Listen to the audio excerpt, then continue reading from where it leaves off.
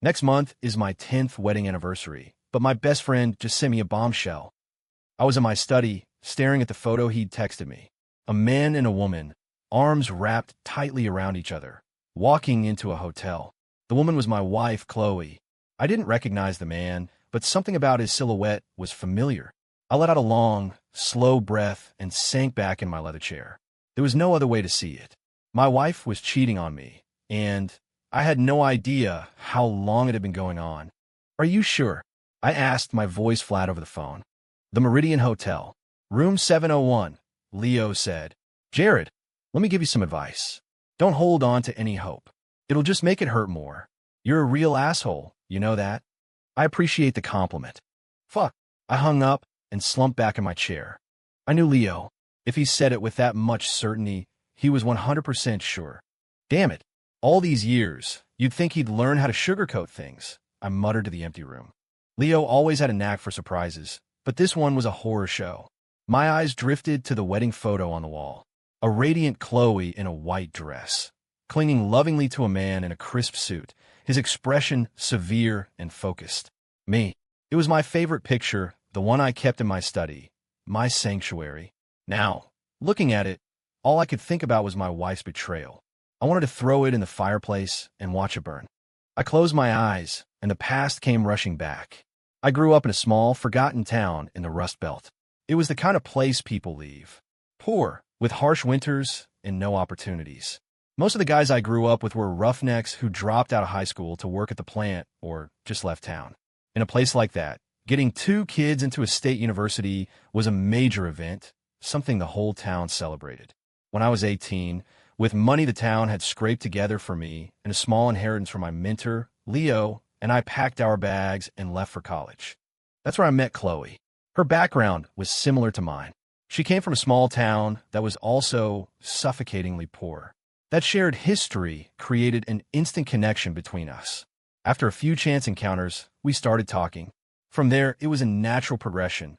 We got to know each other, started dating, fell in love. It just made sense. We got married right after graduation, and now, here we are, almost 10 years later. I thought our love was the real deal, the forever kind we promised each other at the altar. Now I see it was all just a fantasy. Vows are just words, after all. The rock where lovers carved their initials had probably been washed away by a hurricane years ago. Finn, I dialed a number, my emotions now packed away neatly. Deputy Director Pierce. You must be in some kind of trouble. You don't usually call little guys like me. A cynical voice crackled on the other end. Cut the crap, Finn. I need you to do something for me. What's the job? I need you to track my wife's recent movements. Everything. And find out who she's been meeting. There was a pause. Deputy Director, are you kidding me? You two are the city's golden couple. Just do what I asked. And remember, loose lips sink ships. Don't forget how you ended up in your current situation. I get it, he said, the humor gone from his voice. But you can't forget what I asked for either. I'll do it. Wow, just like that? He replied, genuinely surprised. You've been dodging me for months, saying it was a conflict of interest, maybe even illegal. Now you're all in. You're not just telling me what I want to hear, are you? Get my job done first, I said, my voice cold. Power and the law go hand in hand, Finn. You know that better than anyone. Why worry about me lying? Lies are never the most effective tool. And I need to remind you one more time. If you screw this up, you know the consequences. The people who put you in the gutter can be replaced. By me. Understood, he said, his tone now heavy. You'll have your information. Good. I hung up and pushed myself out of the chair. It was time to make dinner. I am a creature of habit, something my wife knows well after a decade of sharing a bed. But I was just now realizing that I didn't know her, the woman I loved most in the world, at all. The man I just called was Finn, a private investigator. He wasn't the most famous PI in Albany, but he was without a doubt the best at digging up dirt. Sometimes, being too good at your job is a problem. Powerful people don't like their secrets being held by a little guy, so they crushed him. But a man with his skills doesn't stay down for long. He found his way to me, and I helped him out, pulled a few strings to keep him from hitting rock bottom. Nothing in this world is free. He got a lifeline, and in return, he started digging up the kind of information for me that doesn't see the light of day. I glanced at my watch. 6:25 p.m. Dinner was ready. I sat on the sofa, waiting for her to come home. The click of the lock. and then she was there. A stunning silhouette in a crimson dress that hugged her perfect curves. Her skin seemed to glow. "You're home. Let's eat." She hummed, sitting down across from me as I handed her a plate. "I'm starving." "You're the best, honey." She flashed a goofy grin and started eating like she hadn't seen food in days. Watching her, I would have smiled. That was the old me. Now, all I felt was a cold rage simmering beneath a calm surface. "Hey," she exclaimed suddenly. "What's wrong?" I asked. "Jared, did you put too much salt in the salmon?" she asked, her brow furrowed. "Did I?" I took a bite. "You're right. A little heavy-handed. Is everything okay at work?" she asked, her expression suddenly serious. "It's fine," I said evenly. "Don't lie to me. I'm your wife, Jared." "I know you," she insisted, her tone sharpening. "It's just something with Leo," I lied. "He got passed over for tenure again." "Oh, that's too bad." "Well, I'm finished," Chloe said, setting her clean plate aside. "I'm going to take a shower. I still have some work to do tonight." "Okay." As I watched her walk up the stairs, a wave of grief washed over me. She knew me inside and out, and I used to think I knew her just as well, but that was just a story I told myself. I don't understand why she would cheat. I could feel that her love for me was real, or it had been. It hit me then that maybe I never understood what love was. It's like smoke. You can build the tightest net, but it will always slip through. The woman I loved, the woman I had loved for 14 years, had betrayed me. The blow was more devastating than any political setback I had ever faced. It cut straight to the soul. "Chloe, what?" I gathered the dishes and went to the kitchen, same as always. Before a volcano erupts, its surface must remain perfectly calm. That's where the destructive power comes from. Once people see it coming, the element of surprise is lost. As I methodically washed the dishes, I glanced at the leftover salmon in the trash. I swore to myself, never again. There would never be a next time. "Director, here's the project proposal you asked for." I handed the folder to the man across the desk. "Let me know if you see any issues, and I'll revise it." Director Thorne flipped through the pages, a wide smile on his face. "This is excellent work, Jared. It's no wonder you've risen to your position at such a young age. Truly impressive." "Thank you, Director. I appreciate your guidance," I replied. "Nonsense. Your work speaks for itself. Keep it up. You might be looking at a promotion soon." "I'll hold you to that, sir. If you'll excuse me, I have some other work to finish." Walking out of his office, a strange feeling crept over me. The way he looked at me seemed off, his smile laced with something like mockery. A promotion. I almost laughed out loud. I wasn't him. I didn't have a state senator for a father-in-law. He was the one about to move up, and the position he was leaving behind would never go to me. There were people with more seniority, and more importantly, people with better connections. His own brother-in-law was in the department. I returned to my office and buried myself in work. While I despised the man, I had to agree with one thing he'd said. Your work speaks for itself. You have to rely on yourself. You might not be next in line for something, but you can always find a way to cut to the front. At home, I remained a pillar of calm, my behavior unchanged. I didn't want to arouse Chloe's suspicion or put her on guard. That would be irrational. I wouldn't make a move until I had the full report from Finn. You have to know your enemy to win the war. Just as I was deep in my work, fingers flying across the keyboard, my phone buzzed. It was Finn. "You find anything?" "I just sent the files over." "See for yourself," he said, his voice tense. "But let me warn you, this is explosive stuff. Whatever you decide to do after you see it, don't come after me. You're the one who asked me to look." He hung up before I could reply. Interesting. I wondered what could have him so spooked. Did he find something truly damaging? I opened my email and clicked on the files from Finn. The folder contained a dozen photos and 2 videos. I opened them one by one, a cold fire building in my chest. They were all of Chloe and her lover, in various intimate moments. One video was from a hotel room bed. Son of a bitch. Now I understood Finn's panic. This was the kind of thing that would make any normal man lose his mind. But his concern was misplaced. I'm not a normal man. And now I knew exactly who the other man was. My boss, Franklin Thorne. No wonder his smile felt so strange this morning. He was looking at me like I was a fool, a pathetic clown. I was playing the deferential subordinate in his office while he was sleeping with my wife behind my back. The bastard. People in the department always talked about what a devoted husband he was. Turns out he was just good at keeping his affairs quiet. Fighting back the urge to storm into his office, I dialed Finn again. I have a new target for you. I want everything you can find on Franklin Thorne. Everything. I want to know the name of his dog and what brand of food it eats. Understood, but no buts. Get done. I want it on my desk in 1 week. If you fail, I guarantee you're finished. I still have the files that got you into this mess in the first place. But if you complete this task, that problem with your cousin's business, I'll make it go away. Okay. I'm on it, Finn stammered. I'll get right on it. I stared at the picture of Thorne, my hand tightening into a fist.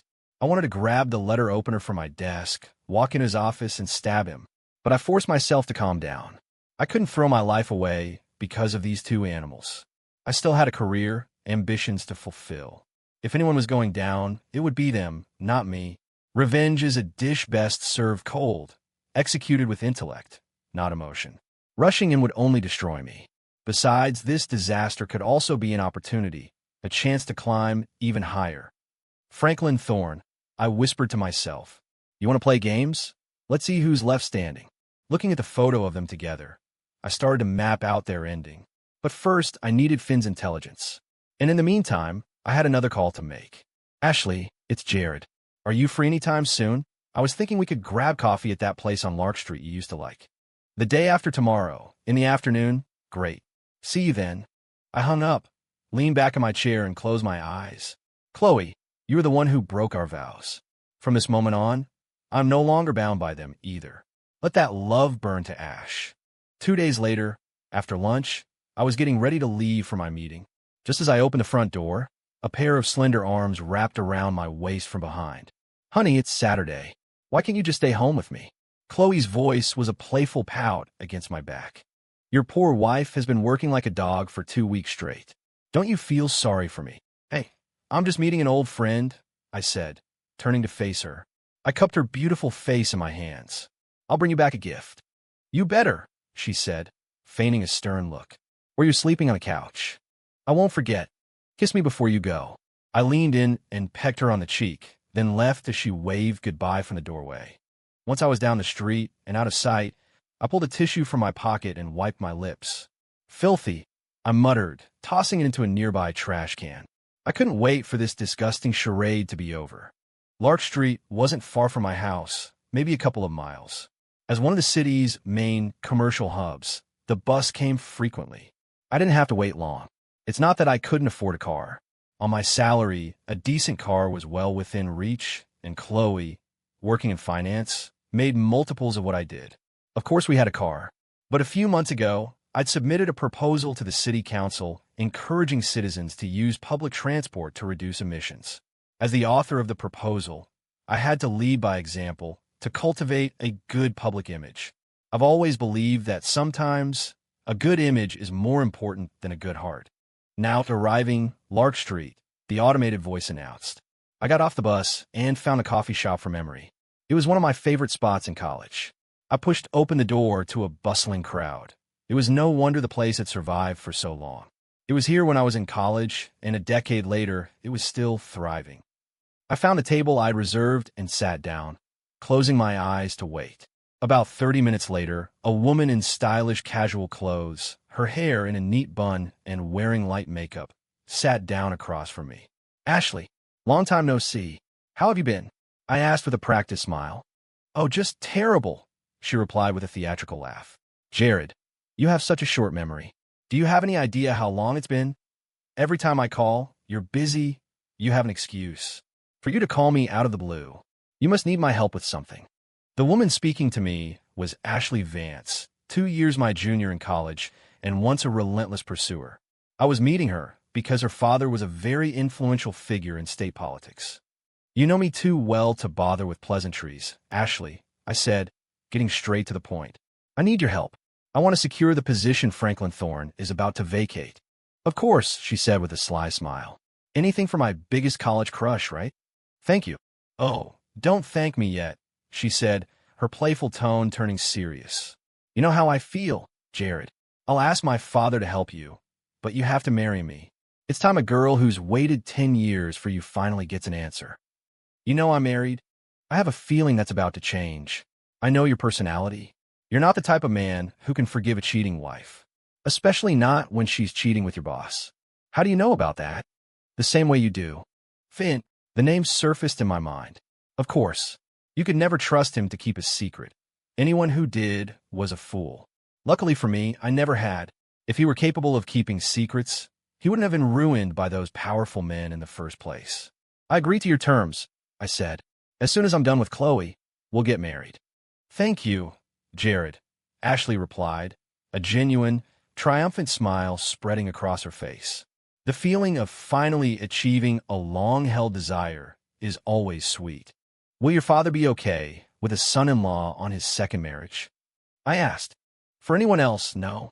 But you're different. You made a very strong impression on him back in the day. He'd rather have a capable son-in-law than see his daughter become an old maid, she said, taking a sip of her coffee. Then it settled. Ashley, I have to go. I'll be in touch. I stood up to leave. Then, I remembered something. I paused and looked back at her. Ashley, do you care whether I love you or not? That's not important. I see. As my figure disappeared from her view, Ashley took another sip of coffee, a strange mix of emotions swirling within her. She stared at the dark liquid in her cup and closed her eyes. Do I care if you love me, Jared? As long as I can be with you, that's enough.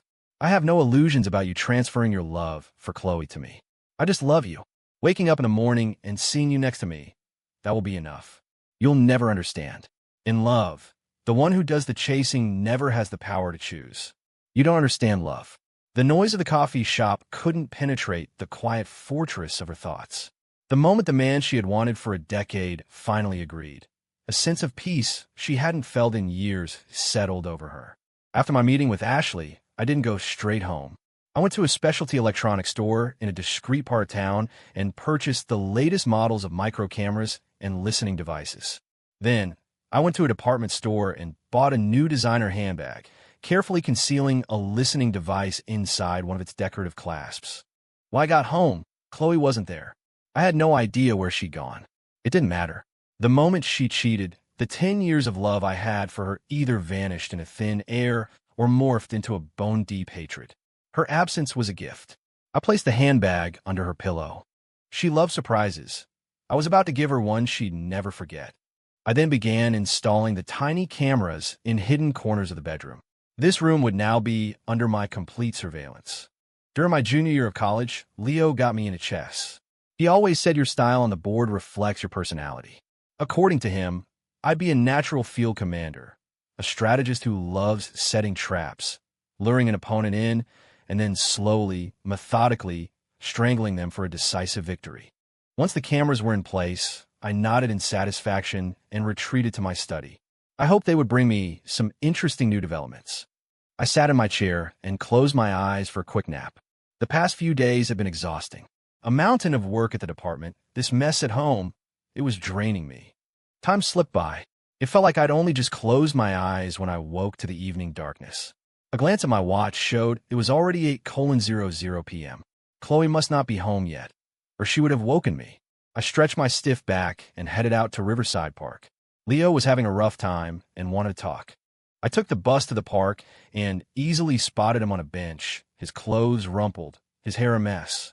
He was just sitting there, smoking, a cloud of gray hanging over him. I walked over and sat down beside him. Hey, you okay? You look like hell, I said, clapping him on the shoulder. Don't ask. I got shot down for tenure again. Can you even count how many times that is now? I did a quick mental calculation. 5 times, including this one. Yeah, 5. 5 failures, he said, his voice a mix of exhaustion and bitterness. I just don't get it. How hard is it to become a tenure professor? I got the PhD, the publications, the experience, the skills. What am I missing? Why can't I get it? Am I not old enough yet? That's probably a big part of it, I said.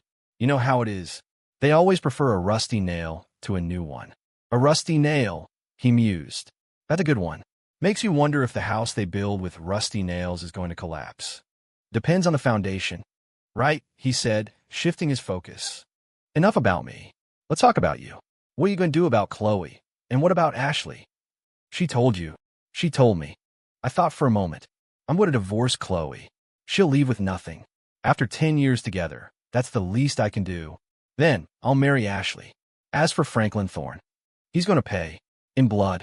I'm with you on divorcing Chloe. I told you from the beginning she wasn't right for you. You two were never going to work.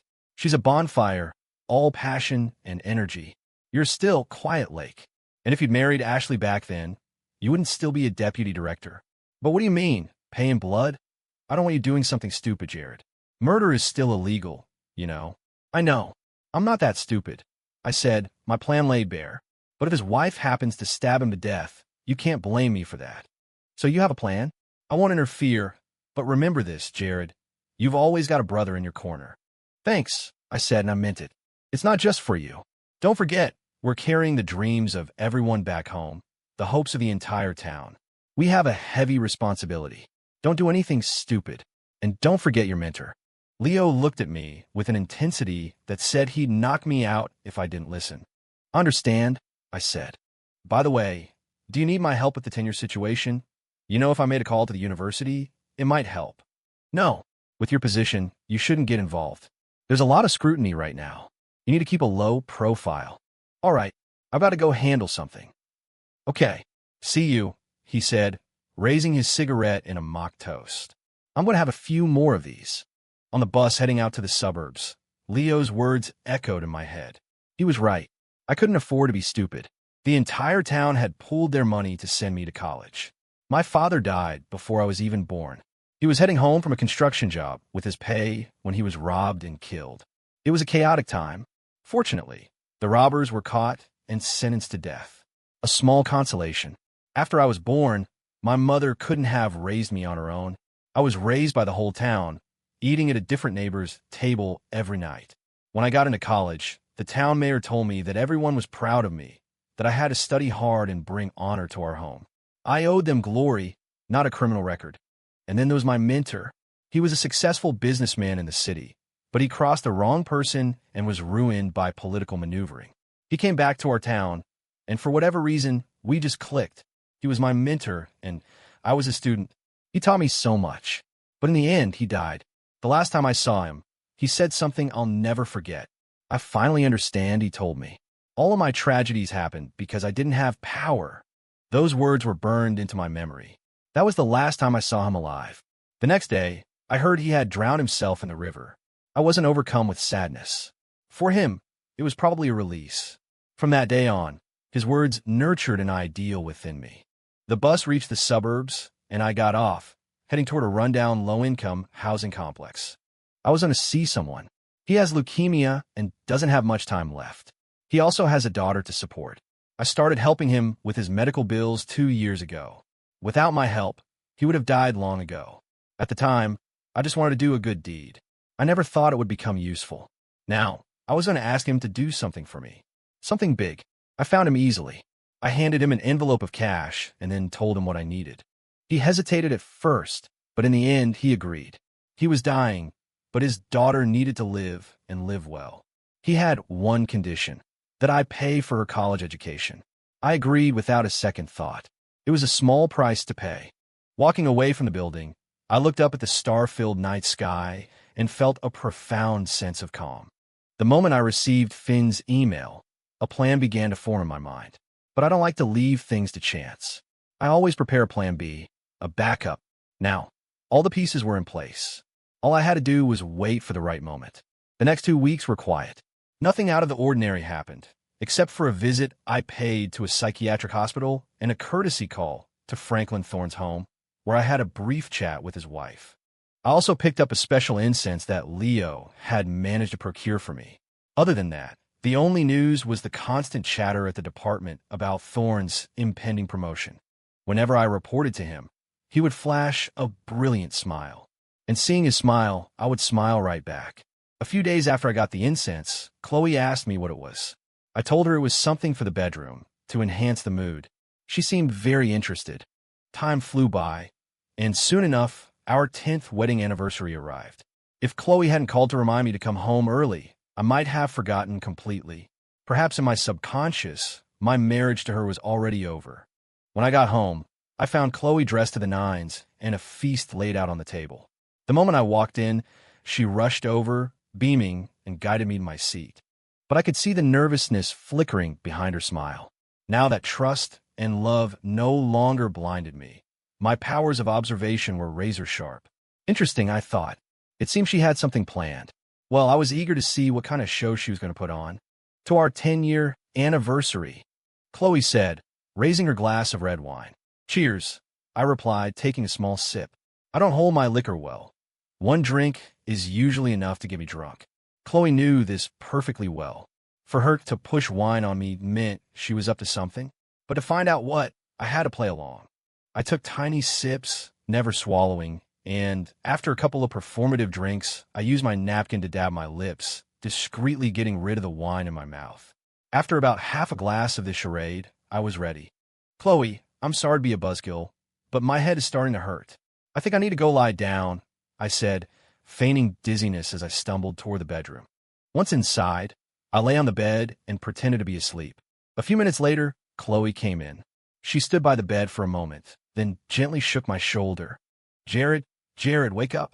I need to talk to you about something. Can we talk tomorrow? I'm so tired. Just let me sleep. Okay, you get some rest. I could sense her tiptoeing out of the room, but I didn't move. She might come back to check, and I couldn't risk ruining the performance. A short while later, I sensed someone else enter the room. 2 people. Chloe, are you sure he's really out? It was Franklin Thorne's voice.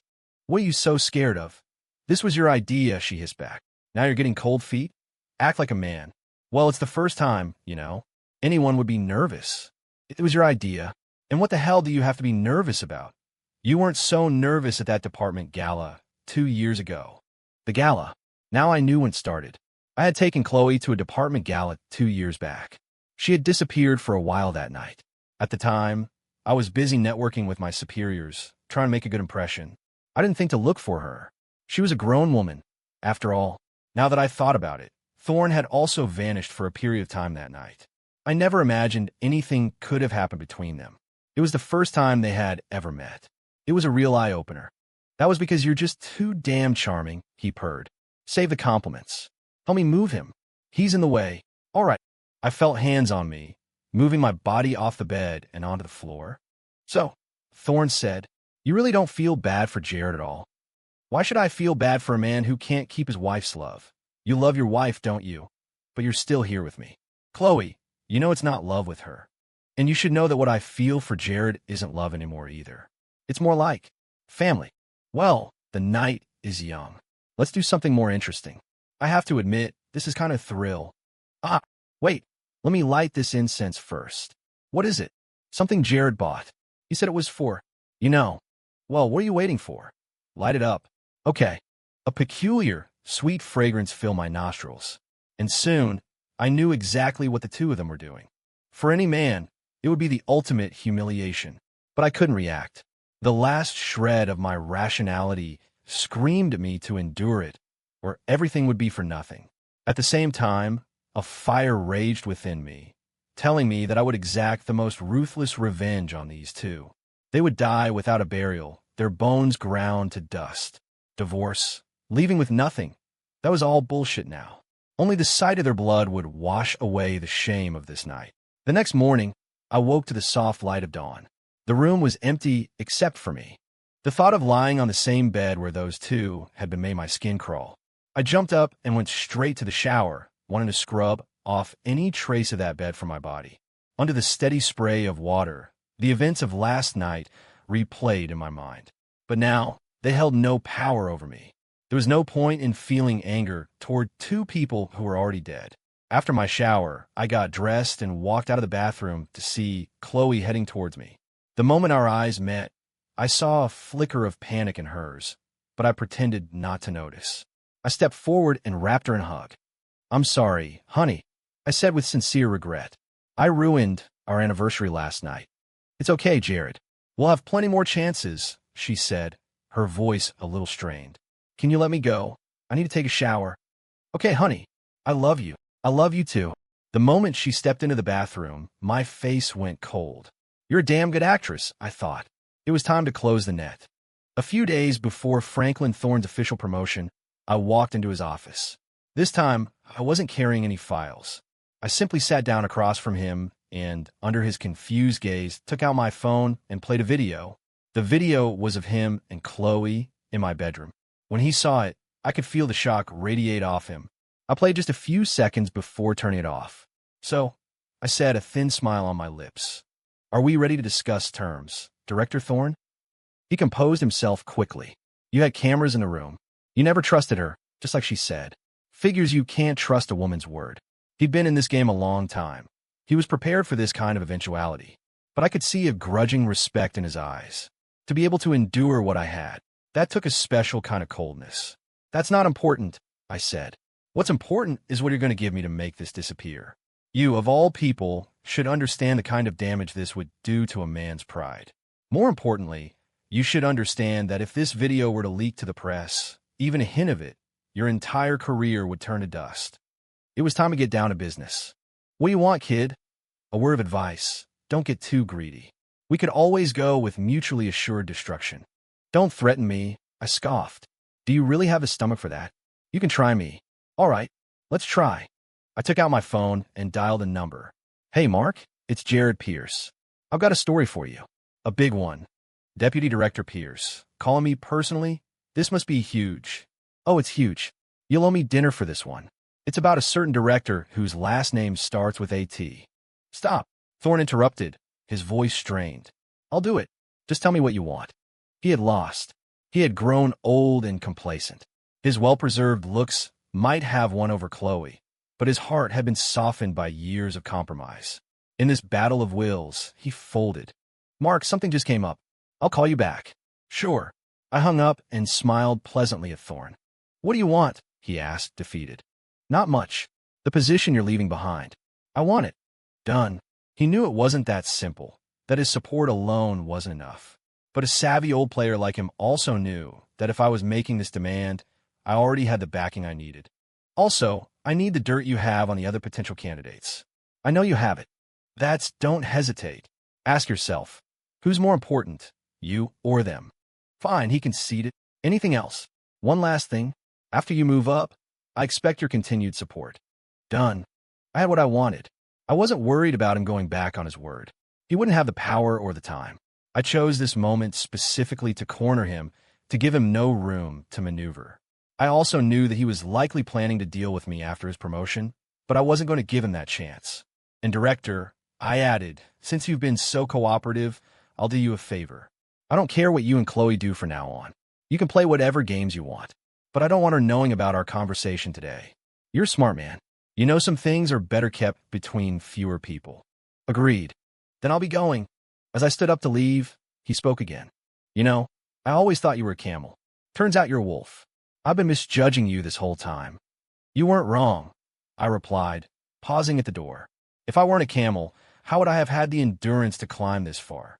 To go from a backwater town to this city, from an entry-level clerk to where I am now? It was a camel's stamina that kept me going. But this world belongs to predators. A camel, no matter how much endurance it has, is still prey. To survive, I had to force myself to become a wolf, to tear apart any enemy that stood in my way. It's not a choice I wanted to make, but in this brutal reality, I was never given a choice. My entire life has been a struggle to earn the right to choose my own destiny. You didn't misjudge me. You just weren't as ruthless as I am. Goodbye, Director. I'll be waiting for the good news." A week later, Franklin Thorne was promoted, leaving his old position vacant. Just as everyone was preparing to make their move, scandals about all the other major contenders broke, and they were all put under investigation. With all my competition eliminated, I smoothly took Thorne's former seat. Now all that was left was the cleanup. 2 weeks later, a murder case shocked the city. A newly appointed State Department director and the wife of his subordinate were caught having an affair at the subordinate's home by the director's wife. The wife, in a fit of rage, stabbed them both to death, 18 times each. She then set the house on fire. All three perished in the blaze. When the subordinate rushed home, all he found was a smoldering ruin. A video of him collapsing in tears, screaming, why, went viral online. Countless comments praised him as a good, devoted man. Then, eagle-eyed netizens dug up stories of how he frequently helped people in need, a true public servant. In an instant, I was showered with accolades. My public persona was solidified, and my good name was known throughout the state. While I rode the bus to work, I could feel the respect and admiration in people's eyes. I even gained the quiet support and understanding of several powerful figures, including Ashley's father. I could see my path to the top laid out before me. But it wasn't over yet. In my new director's office, I hung up the phone with Finn. He was a crucial piece of my success. His intelligence had been invaluable. In his report on Thorne's family, I discovered that his wife loved him with a dangerous, obsessive passion. The report also noted her history of manic episodes and other mental health issues. And so I designed the perfect trap. The special incense had another property. I had consulted with a doctor friend at the psychiatric hospital. It did, in fact, work as an aphrodisiac, but it also acted as a powerful trigger for someone with Mrs. Thorne's specific psychological profile. A wife, deeply in love with her husband, receives a call from a subordinate, a man she's met before, asking her to come over and pick something up for her husband. She arrives at the subordinate's home to find her husband cheating with the subordinate's wife. Under the influence of a strange fragrance in the air, she grabs a fruit knife from the kitchen and kills the adulterous pair. Then, she sets the house on fire, and the flames consume everything, including all the ugly secrets. Finn's role in this was vital, but he should have understood the principle of tying up loose ends. After the job is done, you get rid of the tools. On the phone just now, he had brought up his cousin's business again, reminding me not to break my promise. I cheerfully agreed to help his cousin at the upcoming contract bidding, but I told him not to tell his cousin yet, that I'd handle it myself. That kind of backroom dealing is illegal, of course, and I am a law-abiding citizen. Sometimes, if you can't solve the problem itself, you have to eliminate the source of the problem. It would be a shame to waste my plan B. Now is the time to use it. Amid Finn's profuse thanks, I hung up and immediately made another call. I gave a name and an address, and then hung up. Another 2 weeks later, the local news reported that a man with terminal leukemia, in an apparent random act of violence, stabbed and killed a man named Finn outside a convenience store. He was subdued before he could harm anyone else, but managed to take his own life before he could be successfully revived by paramedics. Watching the report on TV, I nodded in satisfaction. All problems were solved. 1 year later, I married Ashley Vance. Standing at the altar, surrounded by the cheerful congratulations of our guests, I was ready to begin my new life.